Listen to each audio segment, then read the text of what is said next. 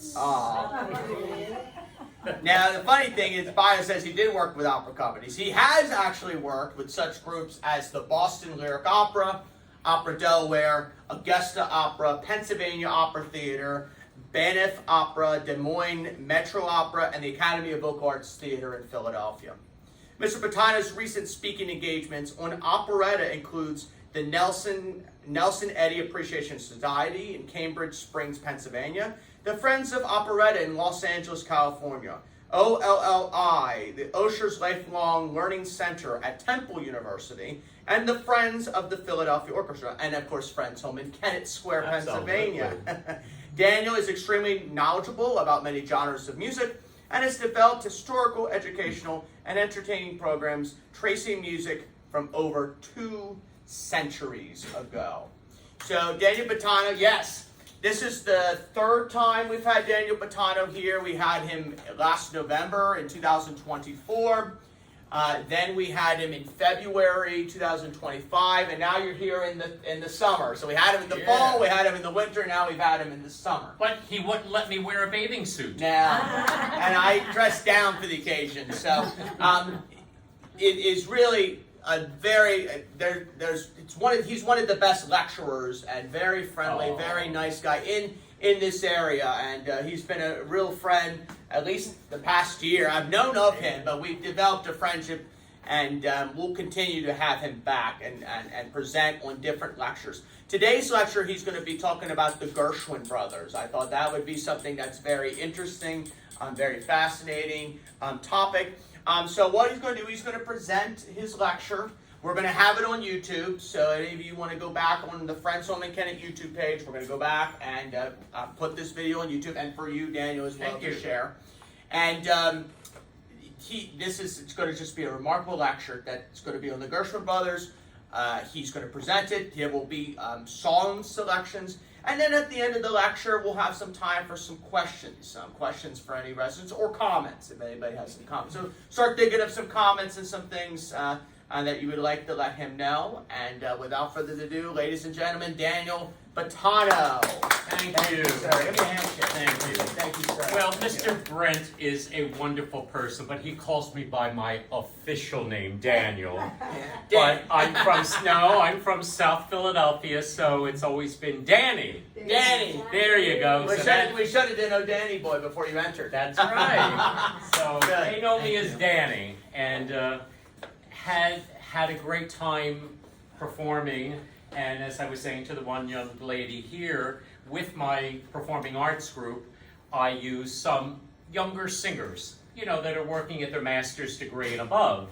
And I follow them in their careers, and they become my musical nieces and nephews. At least 15 of them that have worked for me in the last 20 years have gone on to sing at the Metropolitan Opera. Wow. 25 of them are singing internationally. I've been to many of their weddings. Some of them are having babies now, and this is my family. But these lectures came up during COVID, and I was doing them on Zoom, which is kind of interesting, to say the least, because I'm there very, professional, and I'm watching people sleep, pick their nose, eat, pet the dog, watch a show on television. I mean, this is what they're doing at their home. So this is so much better. I have you here this way. But talking about Broadway, the great composers of Broadway are astounding. Yes, we know in opera there's Verdi, Puccini, Rossini, Mozart, of the Italians, then you get into the Germans and the French. But American Broadway probably would not have begun without the Jewish composers. And the Jewish composers at that point, living in New York, they were still a very small ethnic group that was limited to where they could go in New York. I did not realize till I was doing this that the Jewish population was not accepted above 34th Street in the 10s, 20s, 30s. Right, and just like we Italians, they were like, go to heck, don't worry about it. They stayed in the Lower East Side, they built their own theaters, They had their own productions, the Yiddish theater, and they did well. The only thing they had to do that, because I equate Jewish and Italian sometimes, both came over kind of around the same time for different reasons, but we Italians didn't change our last name.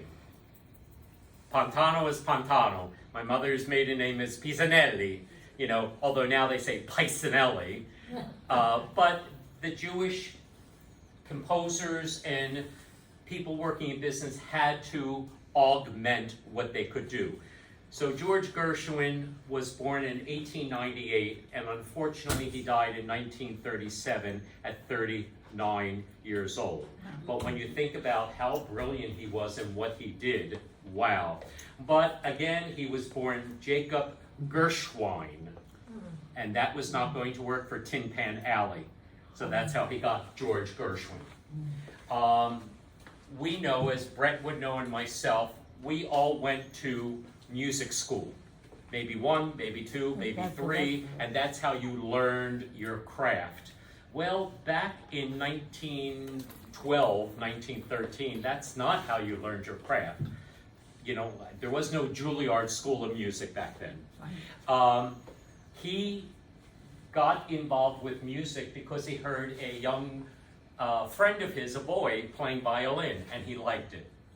And somehow, I don't know if I saw it on a black and white movie, but they were showing that his mother and father, his father was a leather cobbler for women's shoes. But they bought a player piano, but they didn't buy it for George. They bought it for Ira, who was 2 years older than George. And, as you know, with residents there, they had to bring the piano in and they had to hoist it up to go through the front window. Well, once it got into their house, how do I say nicely, Ira was not interested in it at all. And George is like, okay, I'll take it. And he learned piano himself. It was a player piano. He didn't really read music to begin with, but he did that. Then, at 17 years old, he went to work for Tin Pan Alley. Okay, we all know what Tin Pan Alley was. And he was called a song plugger. I love that word. I had never heard it before this week. Song plugger.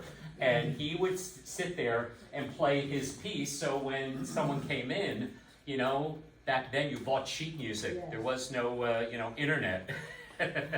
You bought the sheet music and brought it home. And he would sell his sheet music to them. And he was making $15 an hour, which I think in that time was good. He sold his first piece of music at 17 years old, and he earned 50 cents. And I'm going to play his first piece for you. Okay. It's very good. Let's just say your parents and your grandparents would have loved it, okay, when they heard it. But the name of the song, I'll just say it, oi. The name of the song is, When You Want 'Em, You Can't Get 'Em. When You Got 'Em, You Don't Want 'Em. George, come on, George. You need something short. Swanee. Oh, yeah, that was later. But, this is his first song, and you can hear the young brilliance. Sorry for the commercials. I don't pay for YouTube. It's like that doesn't sound like Gershwin to me again.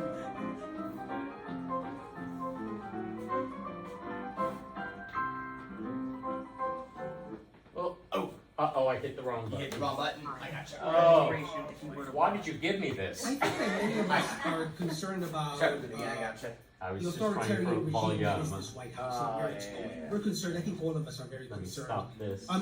Clearly, no,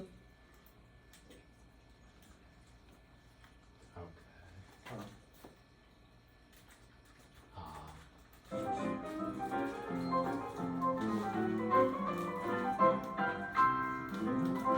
So this is his first song.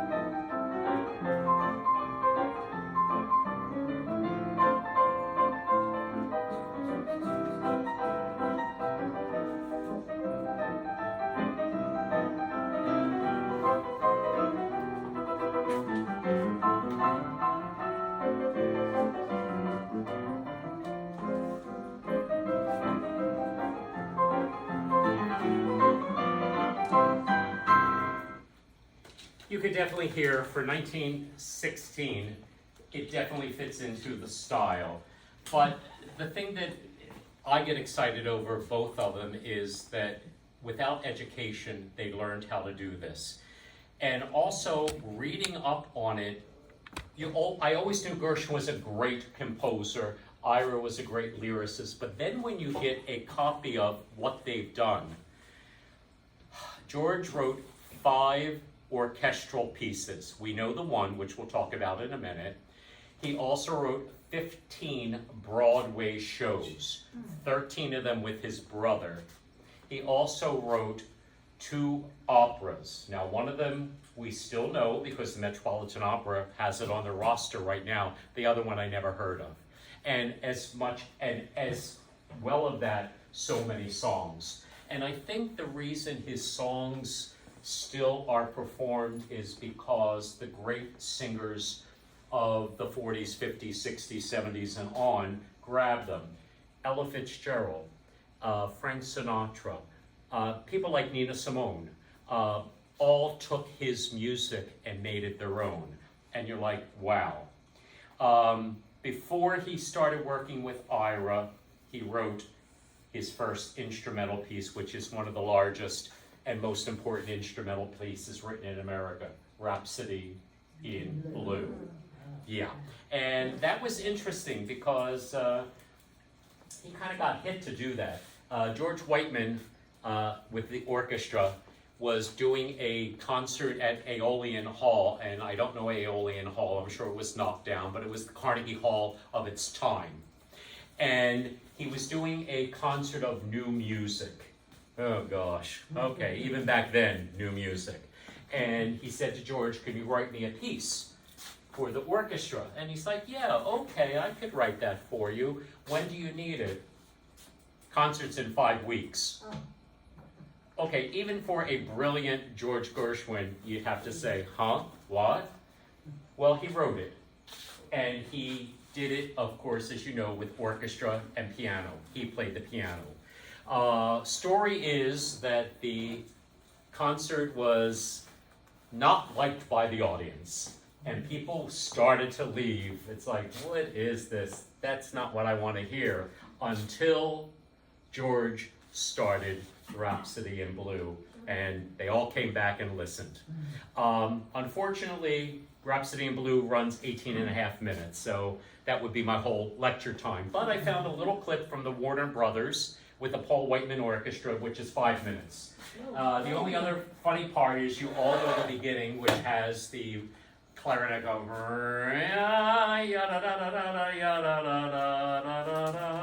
well, if you listen to it, it almost sounds klezmer-like, and he does this big slide up. And I'm thinking, wow, George was really brilliant. He did that. Well, George didn't do that. The clarinetist was having a little fun with Mr. Gershwin, and he did that himself. And then said to George, I'll do it in South Philly, "Yo, how'd you like it? I did that." And George says to him, "I like it, keep it." So I'm sure he didn't want to hear that, but this is just a very brief of Rhapsody. Teams can adapt approved content with lock templates and commercially safe AI. Being myself is the boldest thing I can do. My own self, proud. Here we go.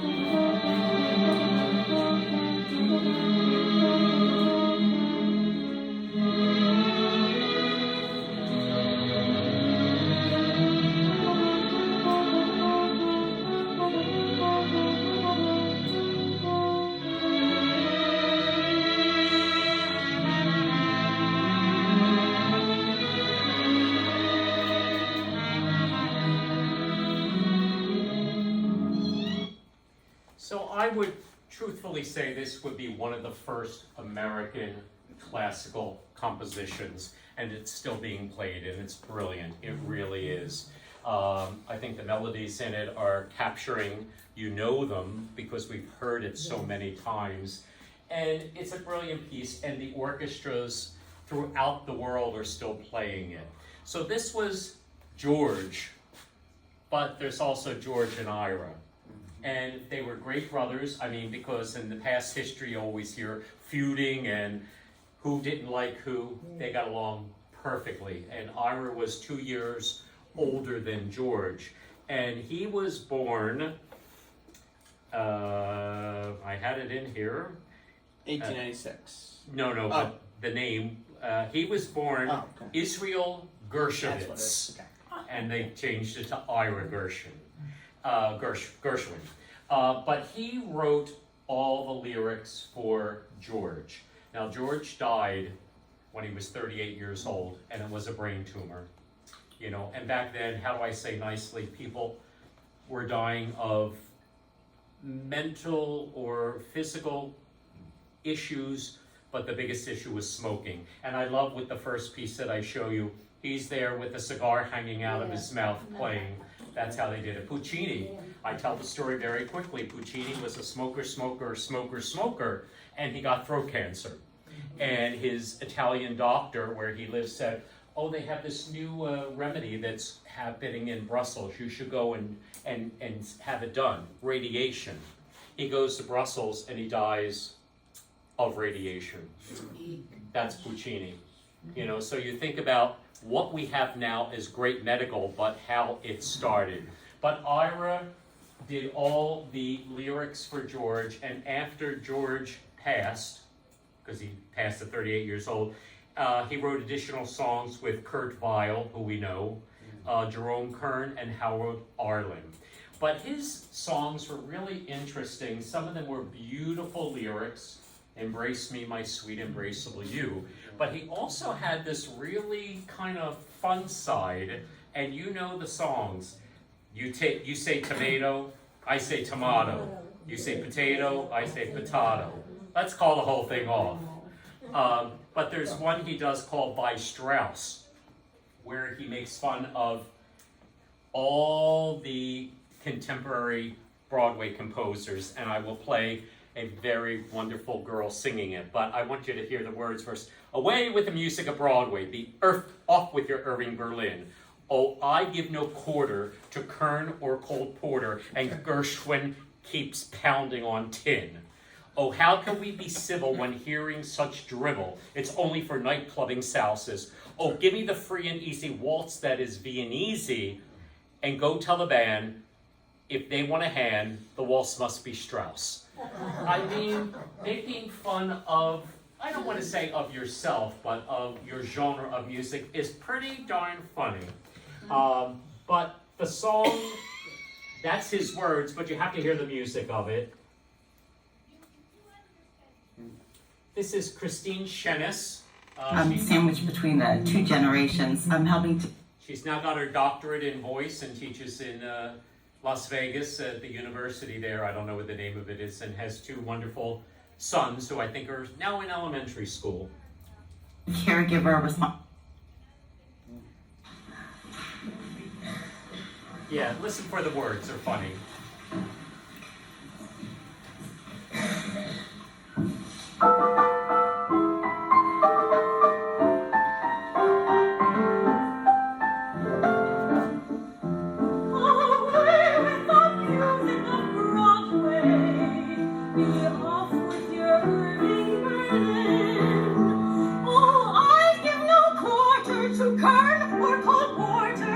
Gershwin keeps pounding on tin. How can I be civil when hearing this drivel? It's only for night-loving souses. Oh, give me the free waltz and Viennese, and go tell the band if they want a hand, the waltz must be Strauss's.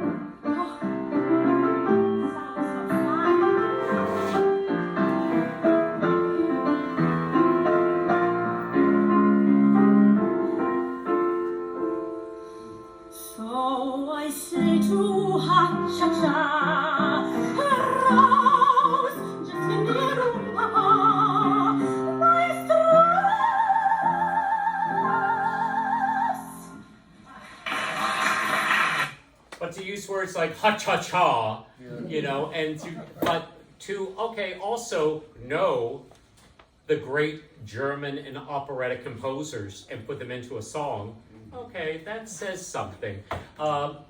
George wanted to go to Europe to work, and he was trying to work with Nadia Boulanger and some other people, and they all turned him down. And I think that was basically because he was a Broadway composer. You know, it's like, no, go do your thing. And it's like, so think about what possibly George would have been like if he had had more educational experience. Well, in one respect, I'm glad they did that, because we got the Broadway George Gershwin. And to know that his music is still about. One of his first pieces was Swanee.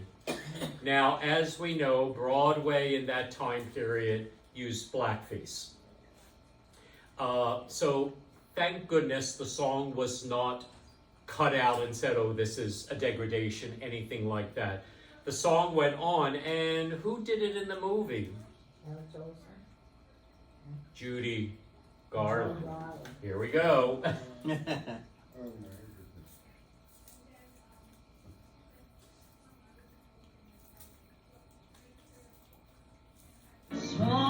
Swanee, how I love you, my dear old Swanee. I'd give the world to be among the folks in the ice. I even know my mammy's waiting for me, praying for me down by the Swanee.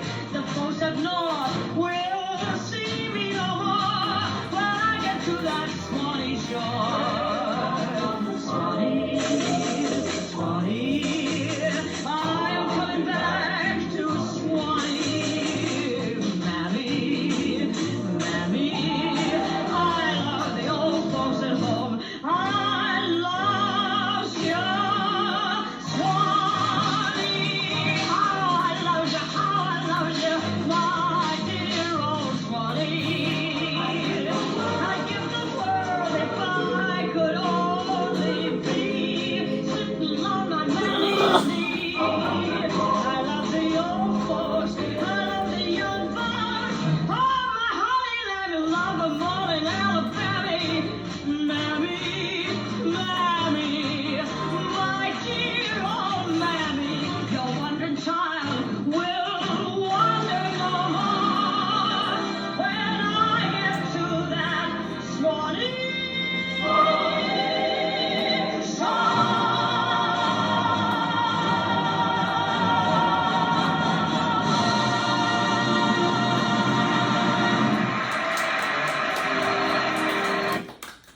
Before we get into his big opera number, these are some of what we would call Great American Songbook.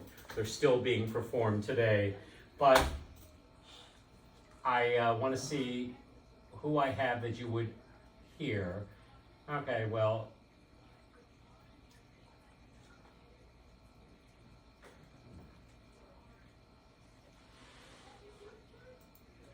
here's one of their comic songs. Some things are hard to commit to.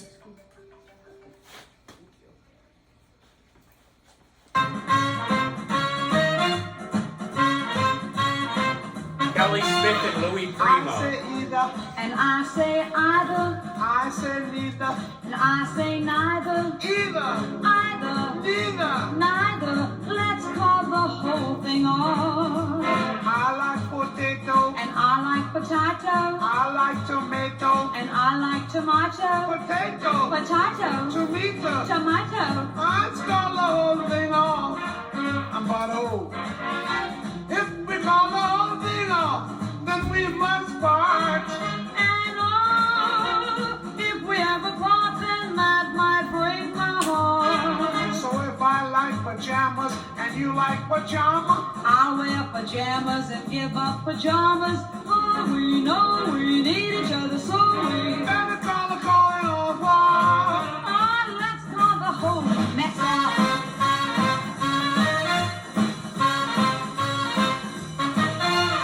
I say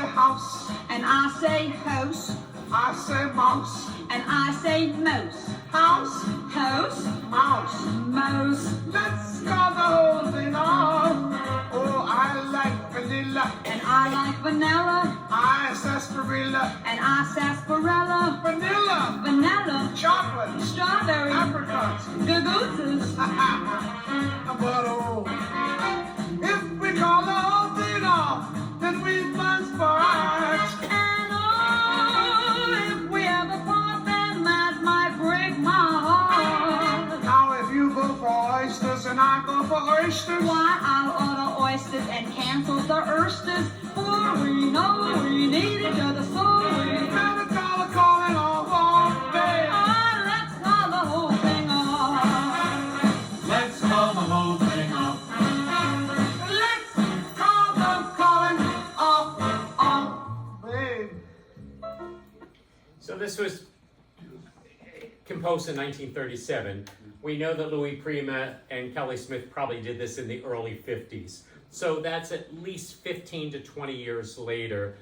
But for it to stay as an important piece, I mean, you think about some of the crapola that's been written 10 years ago that no one wants to hear anymore.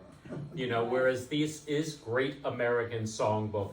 And it goes from generation to generation. I think I have, let's see, I have too many on here, and I have a lot of new people singing it, but it's kind of fun to hear.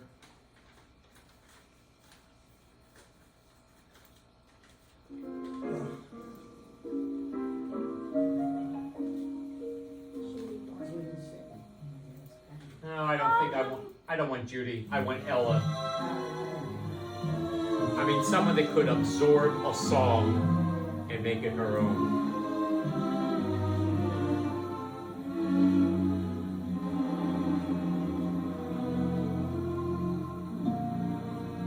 Embrace me, my sweet, embraceable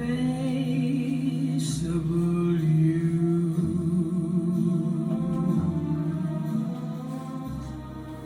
Embrace me, you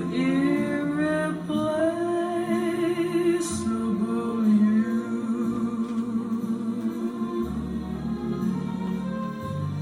Just one look at you, my heart grew tipsy in me. You and you alone bring out the gypsy in me.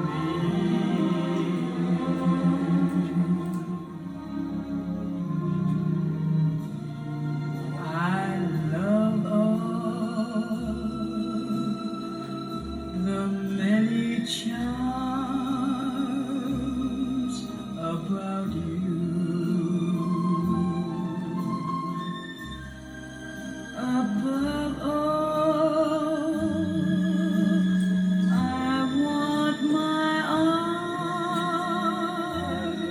arms about you. Don't be a naughty baby. Come to mama do.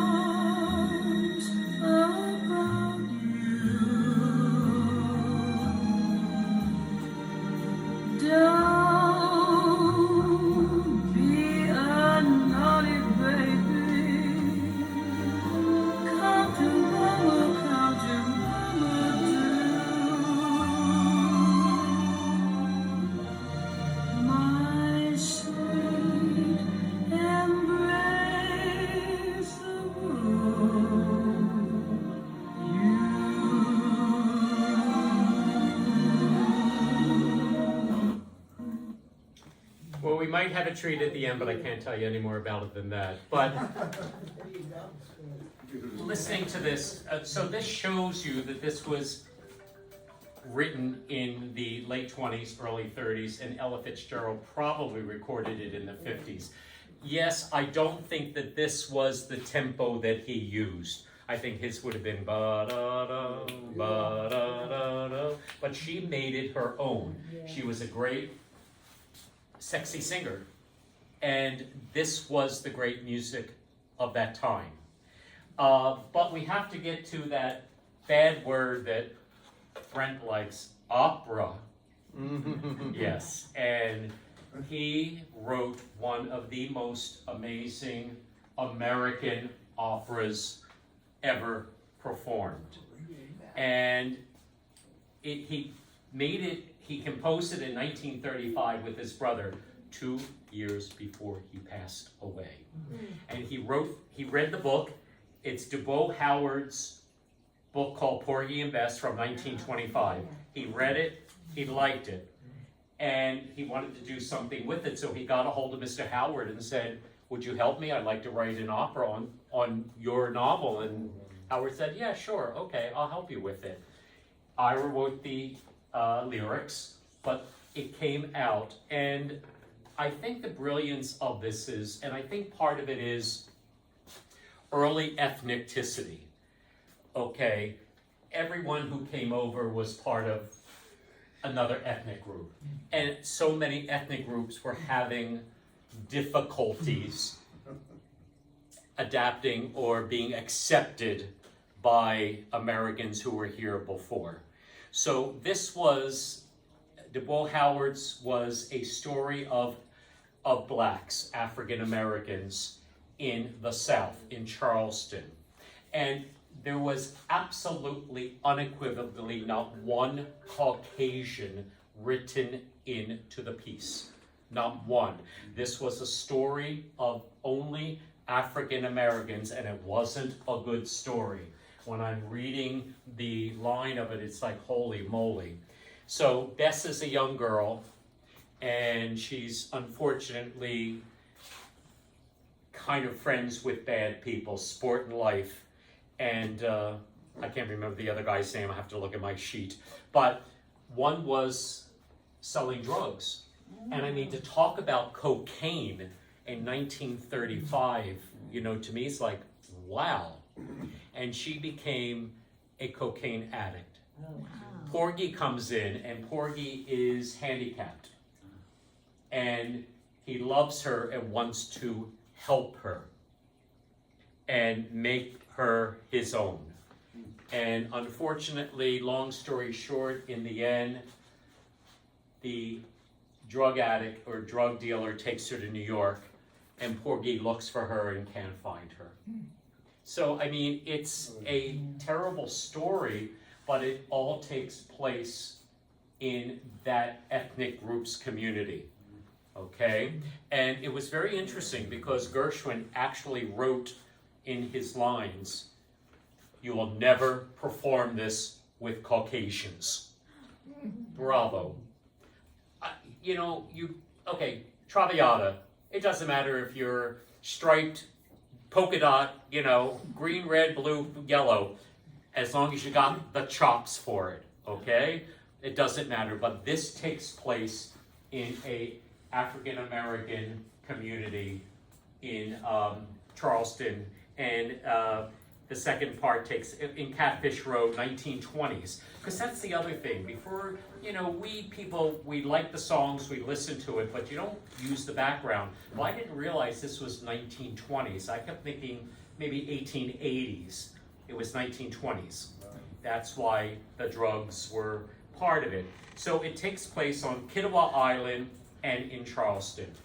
But it opens with one of the most beautiful songs that you know, and it is not Bess who sings it. It's Clara. And Clara is singing it holding her baby. And it's almost a song you can get tears over.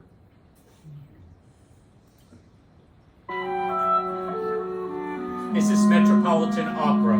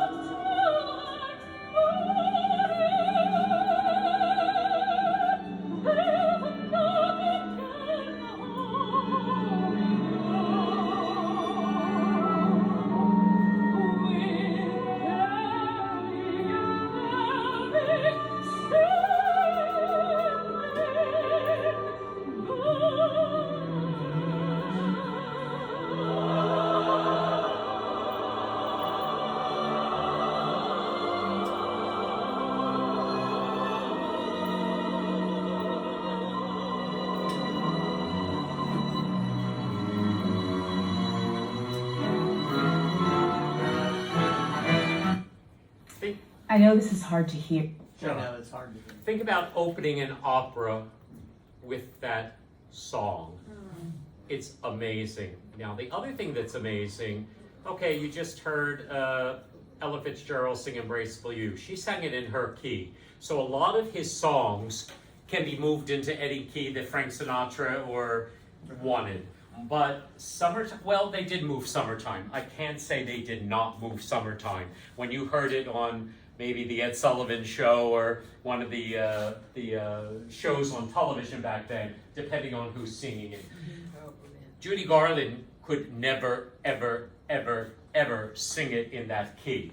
But to know that he wrote this for, I'm not going to say a coloratura, but I'm going to say a high lyric soprano, it's gorgeous for what it is. But the interesting thing is he does add some more common voices to it. Now, sung at the Met, of course, they're not there. But Sport and Life was the drug dealer, okay? And they're on Kiowa Island, and he's there, and he's making fun. I didn't know this until I read it, because he's talking about religion.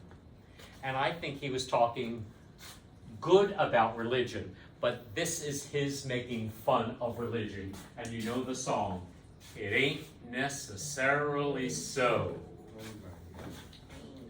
Things that you're liable to read in the Bible ain't necessarily so. Boom! And then it hit me. Okay, I understand now.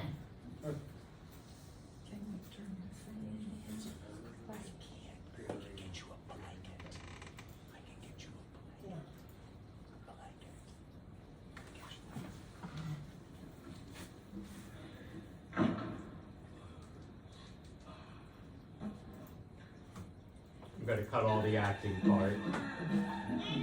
Okay.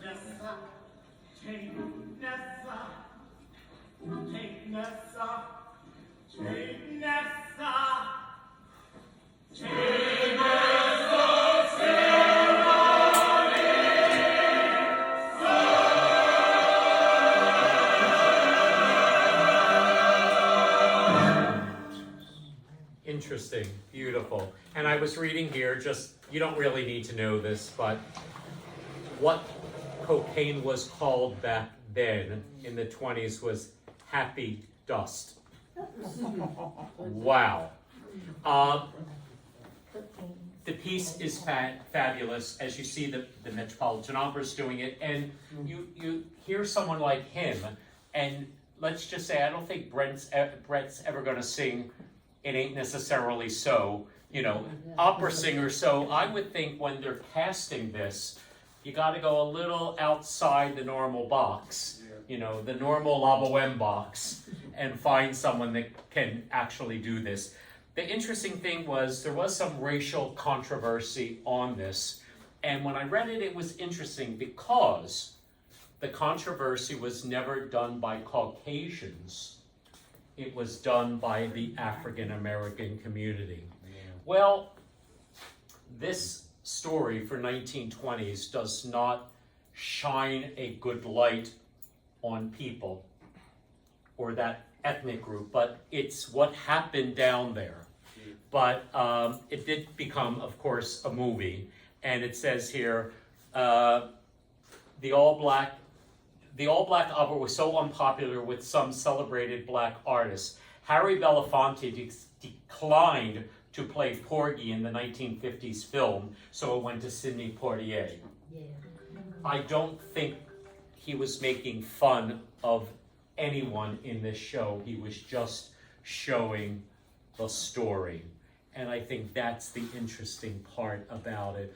But to know that he wrote this when he was 35 years old and he died at 37, or he died at close to that, it is very sad and touching.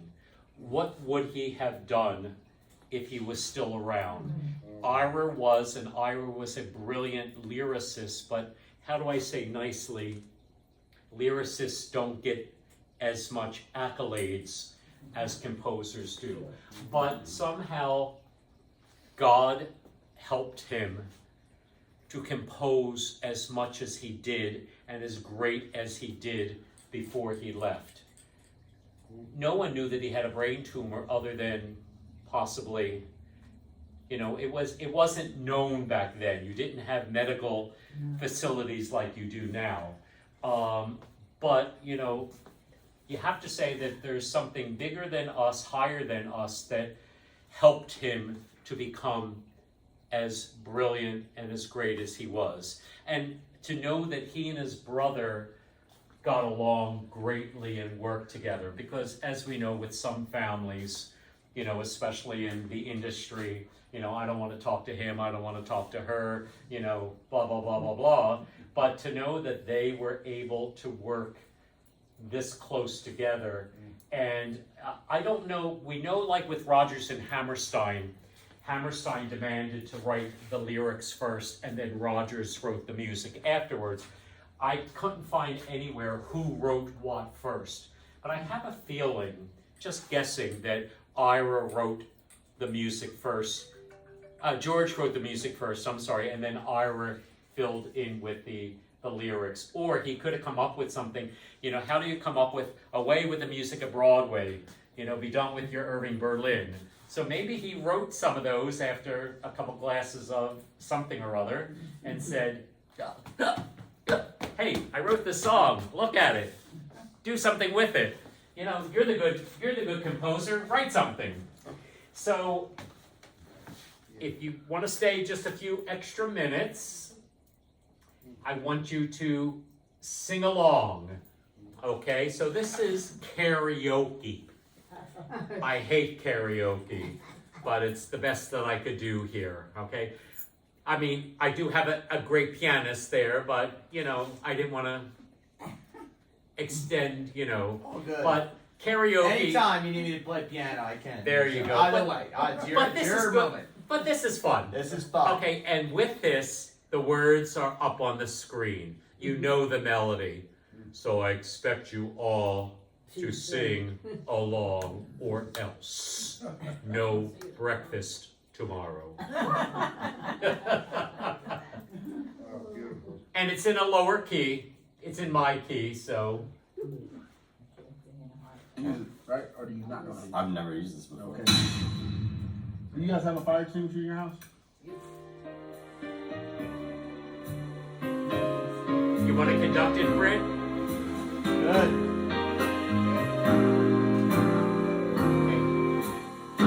Here we go. Embrace me, my sweet embrace of all you. Embrace me, you embrace of all you. Just one look at you, my heart will see in me.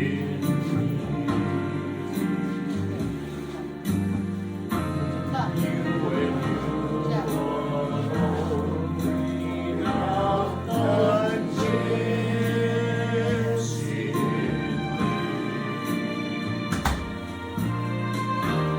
I love all many times of you. There, you can see it better now.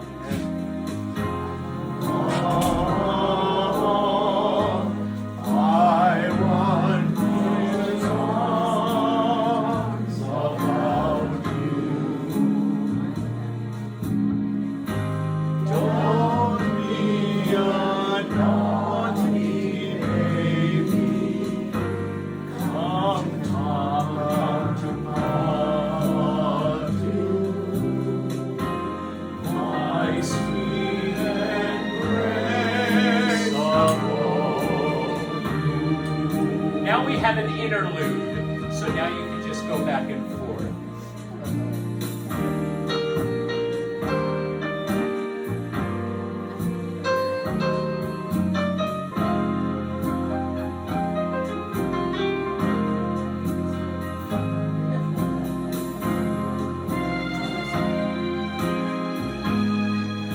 I'm going with it, man. I'm sorry.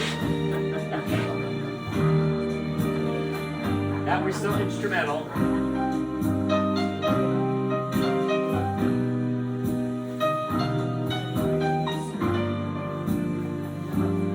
Oh, sure.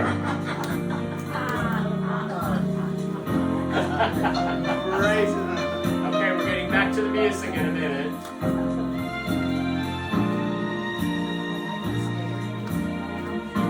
I love all. I love all the many charms about you. Above all, I want my arms about you. Don't be a naughty baby. Come to Papa too. My sweet embrace of all you. Yeah. So I gotta show you something that you're gonna have to learn next week. Yeah, I've talked to them here, and does anyone know what a flash mob is? Yeah. Okay, so flash mob, you're walking down the street, and then all at once 200 people start singing or dancing and all. So we're going to work this out with you, and this is the dance that you're going to be doing. This is Doe a Deer, so we're going to Rodgers and Hammerstein. Ooh. But yeah, it's definitely something that your house is going to be part of, and you're going to go into a competition on television. Yeah, yeah, yeah. It's going to be good. And we're gonna get paid. Let me see if I can. Eileen, you and I are going on Broadway, right? Okay. Yeah, remember? Yeah. Yeah, we're on, well, we practice every night. Yeah, that's true. Okay, this is the Antwerp train station. With your virtual assistant, Wells Fargo, you can access your FICO score in a snap. That's in that.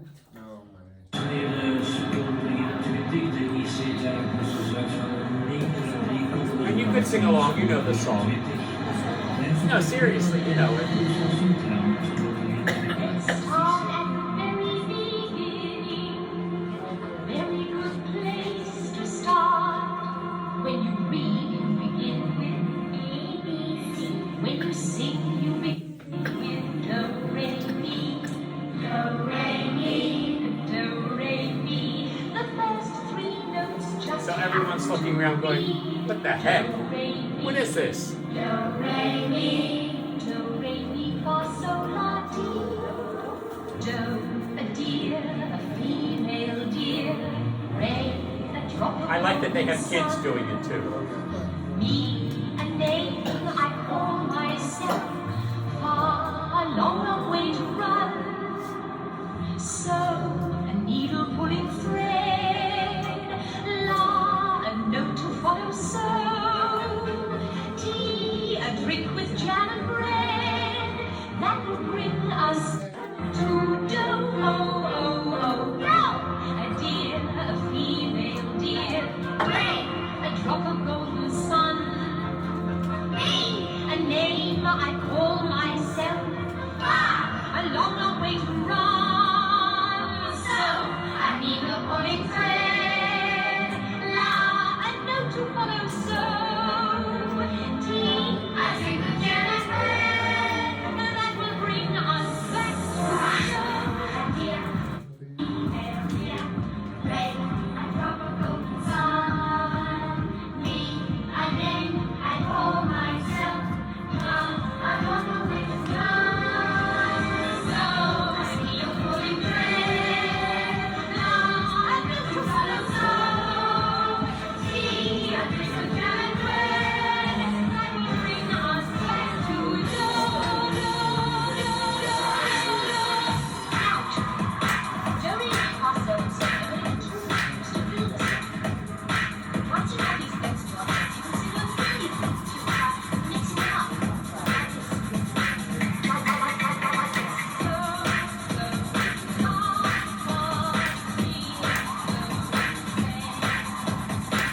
Look at how many people are out there.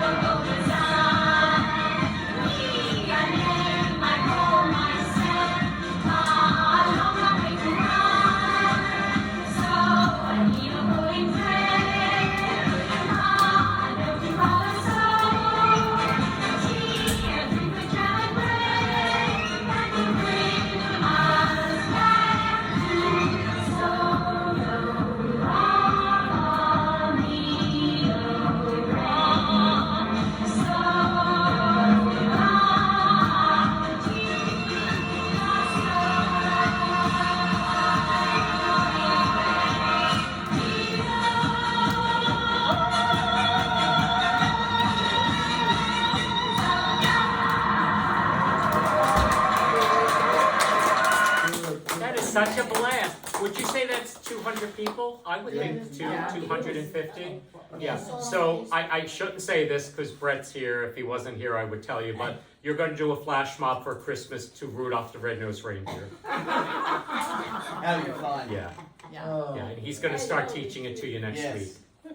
In fact, we're actually doing Do, Re, Mi. There This you go. gentleman over here is going to sing as a solo. Yay!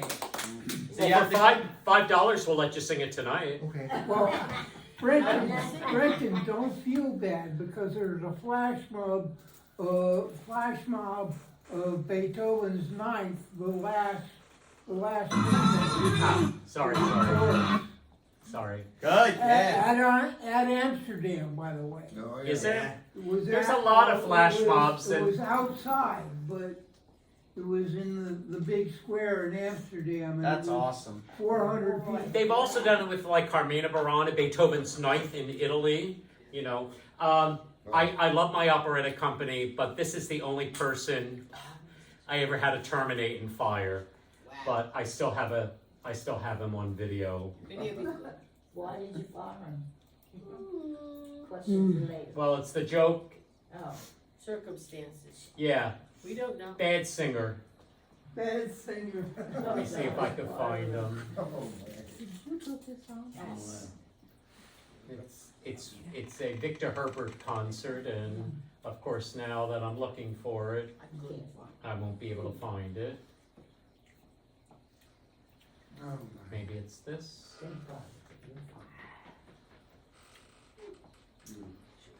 No. All right, let me see. Yeah, he was a real pain in the backside. Yeah, wanted his own dressing room and all this stuff, and after a while it was like, oh, shut up. And now that I'm telling you all this, I can't find him. I'll bet. Give me one more. I have 450 videos on here, so after a while it's like, holy moly. Holy cannoli. You're right. Yeah. Oh well. Well, let me end with Naughty Marietta, and you'll know this piece. This girl, Liz Stevens, learned this piece in 2 days because my soprano got sick. And she is absolutely amazing. At the dog. Yeah.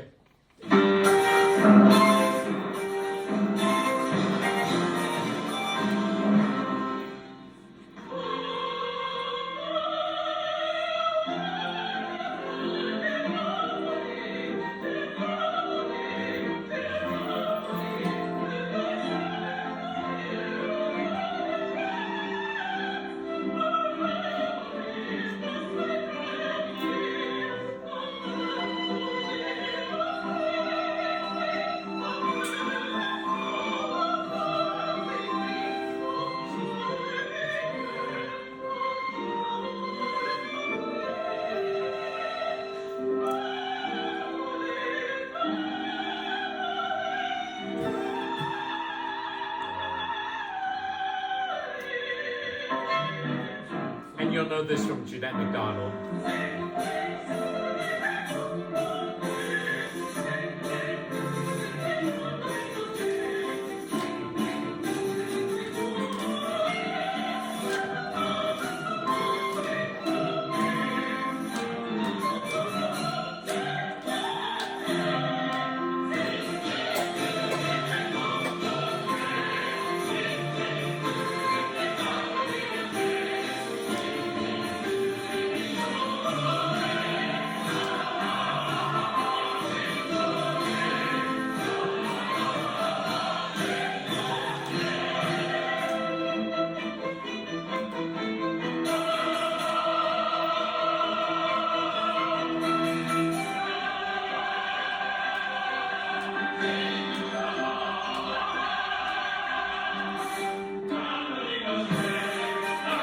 Okay, get ready.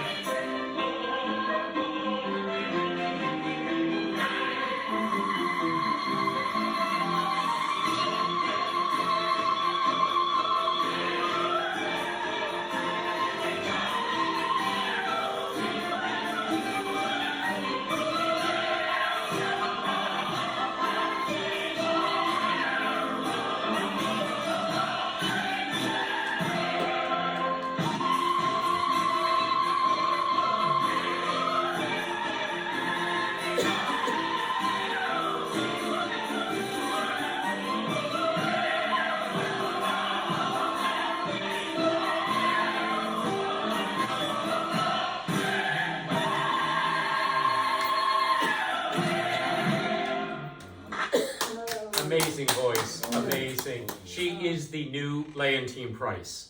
I don't know why she's not at the Met, but she learned this in 2 days. My soprano got sick. Thank gosh it's on a music stand, so it wasn't memorized. But my music director, Jose Melendez, said, "Oh, I got someone for you." And I'm crying, on the phone, going, "It's going to be canceled." And he's got, "I got someone for you." And she shows up, and that's how she did it. Wow. So talent happens. And bring that back to the Gershwins. I mean, how did they do what they did? They did it through their talent and by something else that we don't know what, and you can't just say they wrote one kind of music. I mean, they wrote everything, He did instrumental, Broadway, opera, you think about it. And I think the best part is that if you went to I'll just say singing nightclubs in New York, Studio 54, places like that, it's still being performed. And I think that's the best part about it, So thank you. I had a great time. I hope you did. And be ready for Rudolph. Yeah, I shouldn't have told you, but hey, that happens. There's not too many of us that can get up and dance. Oh, just turns up second. Thank you. Let's Yeah. thank Daniel Pantano. Thank you. Danny, that's Danny it. Pantano. Danny, you're part of the Friends Home. I think after 3 times we've had him, I think we can consider him Friends Home Yes. family. Give him a Yes. hand. Yes. So what we want to do now is anybody that have any questions or comments about the lecture. We do this with everybody that we bring here, whether it's some concerts and in terms of lectures, because I think it's very important that you ask questions. It's the Montessori way, to think of something, any thoughts, comments, and something like that, just fire away. Does anybody have a question or a comment? Yes, Greg, go ahead. What sparked your interest in opera? My mother took me to Broadway when I was 10 years old. First thing I saw was Funny Girl. And I loved Broadway first, but I was too fat and couldn't dance for the show, so I figured, let me not do that. I went to college in Florida with my trombone, and they said, "We don't have an orchestra. We have 700 people here. Go sing in the choir." And that was the first time I had vocally sang, because all through elementary, junior high, and high, I was a trombonist. And I'm like, wow, I really like this. And I sang some great things with them, and I came home and went to a conservatory here, and then I went to Boston University, and then Academy of Vocal Arts. I was not a lead baritone. You would not be hearing me sing the big Verdi stuff. I was what they call a comprimario. I did the character roles, the funny roles, and the entrances and exits. So if I was working with this young man and he was the lead tenor, and if I didn't like him, I knew how to steal the stage. Yes, that's what I did. And that's very true. I did about 35 shows. I did one for PBS television and sang in Canada, and it was great. But I was never a lead. I was never going to sing the leads in the shows, and that was fine with me. I had a great time with it. I got to work with some great people. And I also did theatrical makeup before I started singing, and I mean, we're talking about Shirley Verrett, we're talking about James McCracken, we're talking about the greats of the greats, and they all treated me like their nephew. Yeah, so you think the greats of the greats, they're mean people, you know what I mean? Move out of my way. And these were great people. Jerome Hines, I had seen do South Pacific when I was in high school, and I did Faust with him in the chorus in Tampa.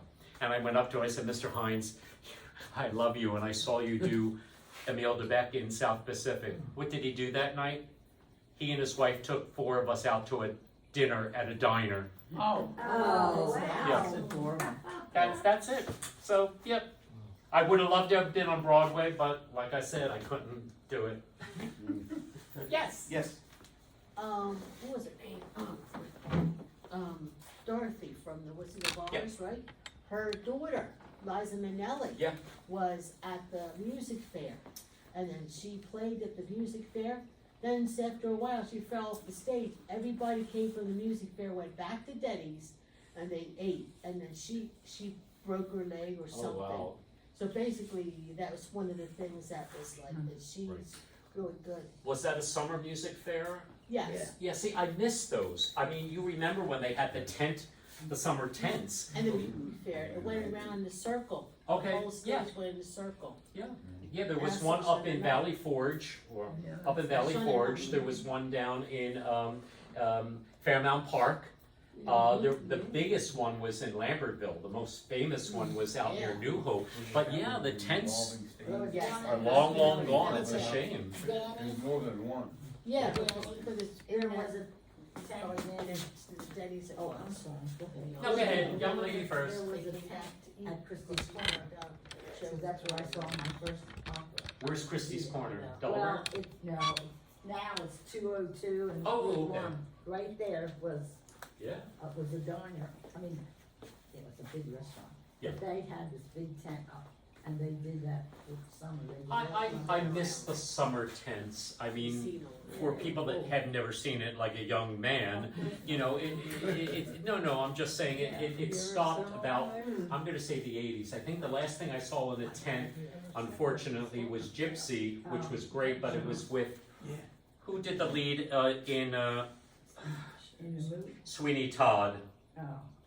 English woman, and she was just not good. But I mean, my biggest joke was my mother took me to the Forest Theater in Philadelphia. I'm maybe about 12, 13 years old to see Annie Get Your Gun, and Ethel Merman was back on the tour.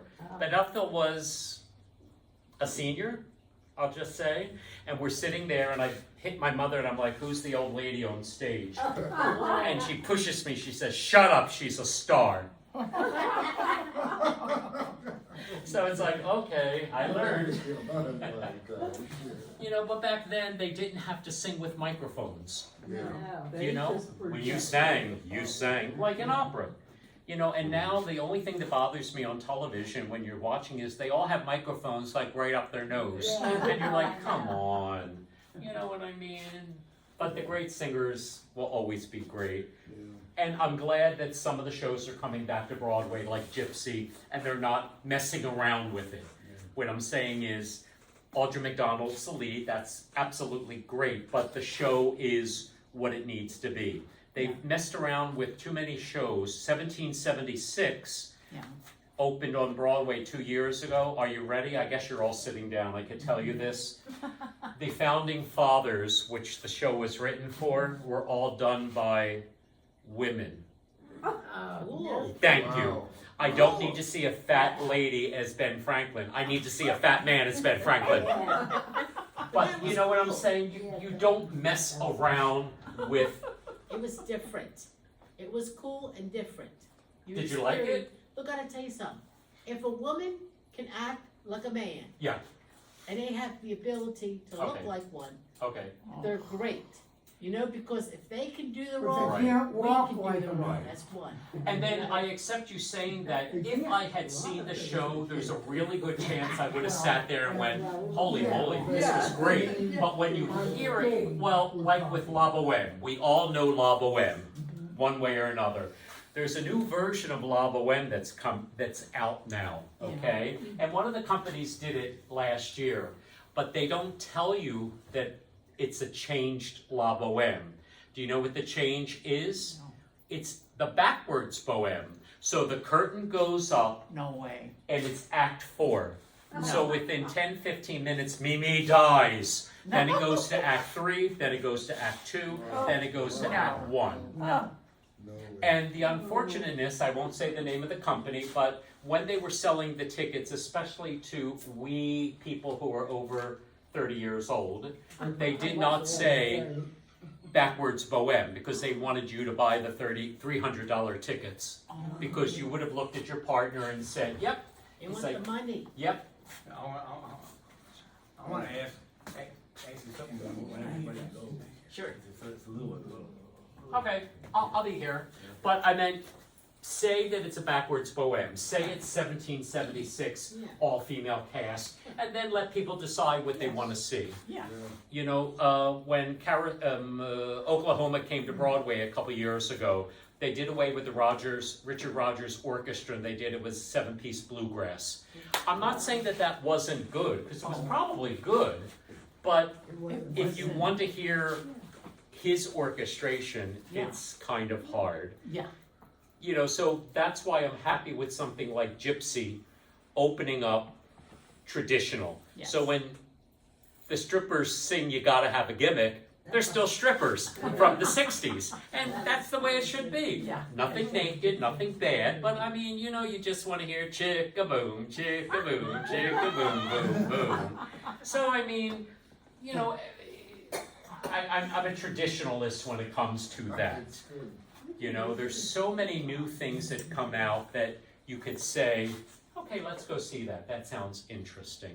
One of my favorite shows that I didn't get to sing on Broadway was Chess. And Chess was written by the two gentlemen from ABBA. And I got the record. I'm in college, and I think I wore it out because the one big song out of that was One Night in Bangkok, because it took place in Bangkok, and it was the Russian chess player against, I think, American chess player. And I was singing in Des Moines, and I rushed back, and it had closed the week before I got back. But it's coming back to Broadway, and I'm praying that it is traditional. Right. Now, I understand there is a new book, which is fine, because the book was the music that was great. Yeah. The book, we'll see. But that might be something I'd go to Broadway to see, if I get cheap tickets. But, you know, it's great. Yeah, speaking of traditional. Yeah. There is a recording of the original Rhapsody in Blue score Uh-huh. by the Whitman Orchestra. Yeah, Whiteman Orchestra. Yeah. Whiteman Orchestra, right. Sorry. And it's amazing because they use the original instrumentation, which had something like a chorus of 20 banjos Wow. in it. And Wow. it shows right, it comes right out Yeah. through the whole Now, do you know, I'm not sure, was George playing piano on that recording or not? I don't know. Because I think he played. I don't know yeah. about the original. He played the original. I don't know about the original Whiteman Right. recording. Right. Gotcha. But I do know I have the recording of they took and scored it Yeah. and played it as if it was Yeah. the original piece. It's such a brilliant piece that, you know, if we it's play Drop the amazing. Needle on most sections of Rhapsody in Blue, you would know exactly what it is.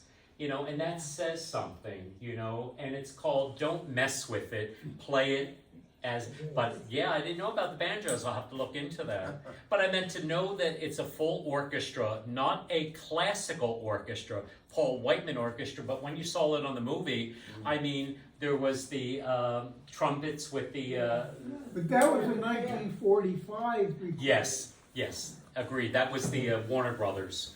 But I couldn't, the unfortunateness with something like this is I can't play an 18-minute piece and then try to go on. So I found this 5-minute and 23-second piece, and I'm like, okay, they're gonna hit me, but they might throw things at me, but this is the best that I could do for that.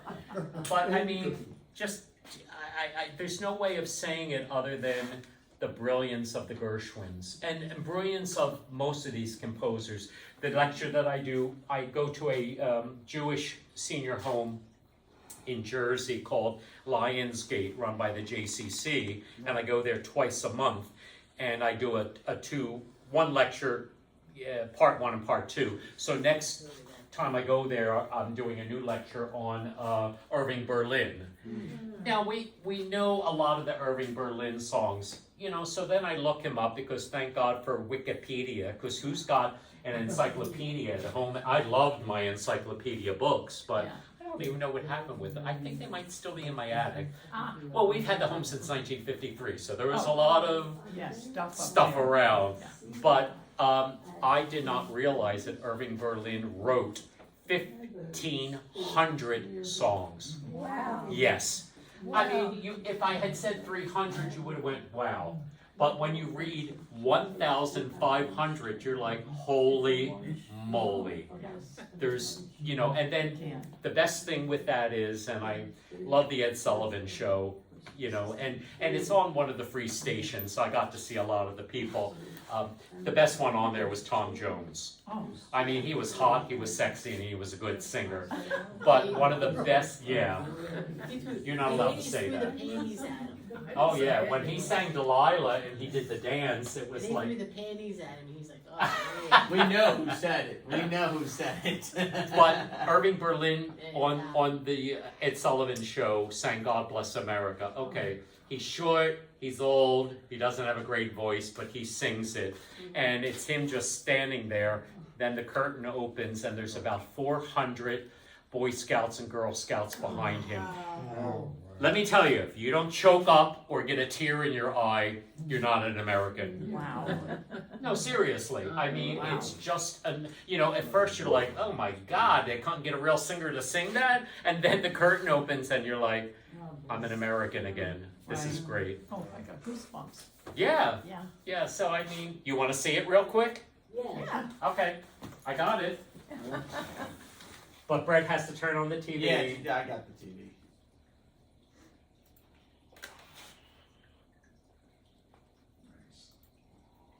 With European leaders and Zelensky at the White House last We'll week, leave with this and you'll he end suggested with a tear. deploying Chinese troops as peacekeepers in post-war Ukraine, lending support to a proposal first put forward by Vladimir Putin. So that was one piece of information. No, we're not doing out Putin, there in we're case doing you haven't seen it. Berlin. I would suggest you go read that piece in the Financial Times.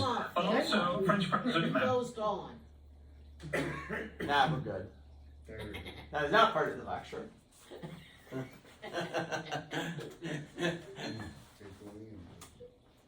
Okay, where are you? Come on, I know you're in here. There he is. And it's in color.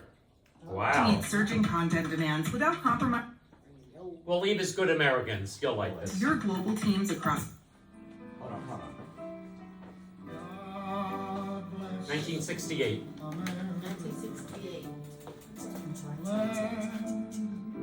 That I love, stand beside There you go.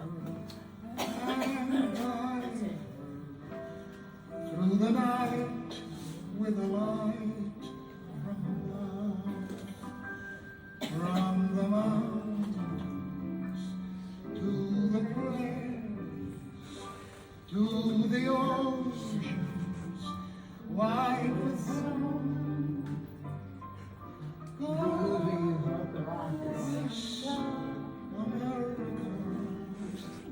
My home, sweet home.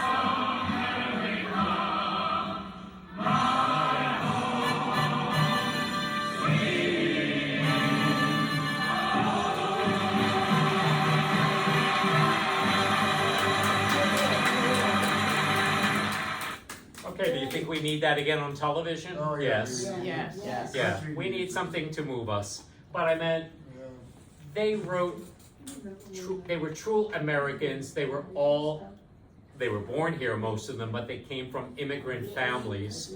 And they knew the trials and tribulations. Some of them came over because of very bad things happening in their own country.